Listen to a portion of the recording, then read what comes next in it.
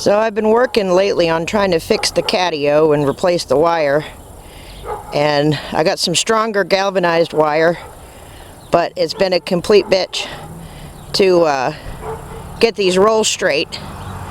So I watched a couple YouTube videos, and one of them had a tractor and some logs and other stuff and a bunch of space, all of which I don't have. So I decided I would take some tips from that video and try this. And I just zip tied it to the fence. And then I had this old cane that I was able to use.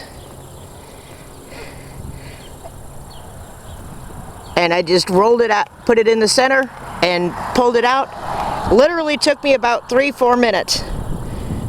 And I got the whole damn thing rolled out. Much better.